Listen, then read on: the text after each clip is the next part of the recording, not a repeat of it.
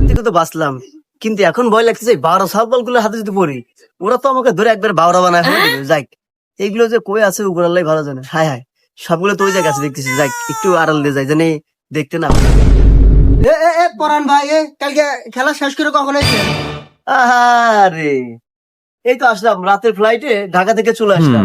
সকালে এসে বাসা থেকে একটু বের হয়েছি, দেখি গ্রামের কি বলবো। ভাই আপনার খেলা দেখতে দেখতে একদম তো ভোর হয়ে গেছে। যে বগুড়া যে আপনার বাংলাদেশে যে খেলাগুলো আপনারা হারতেছে T20 এটা কি ঠিক করতেছে? আমি বুঝি না তোদের কিসের লাগে খেলায় রাহে। তুই তো মনে হয় তৈরি দেয় না। তুই বা কে? তুই তো 6 বার মানুষ না, তুই ছোট মোটো প্লেয়ার। তুই সবসময় তাই করলি মনে করছেন মাছ মারার গান ভাই। তুই কিসের লাগে খেলবার যাস? তোদেরকে রাই হ্যাঁ।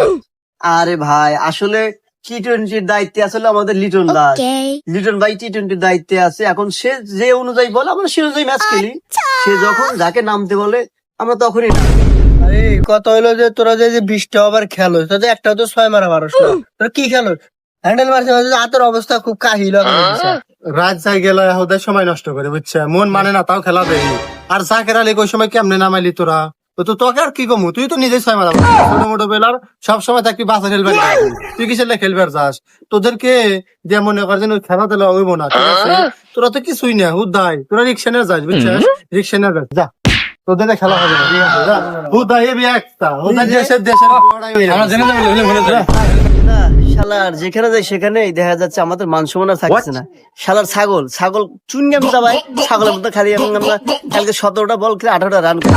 ওই সময় ও যদি এই এত করে বল না খেতে, তাহলে মনে হয় আজকে আমাদের বাংলাদেশটা দ্বিতীয় ম্যাচটা T20 তে জিততো।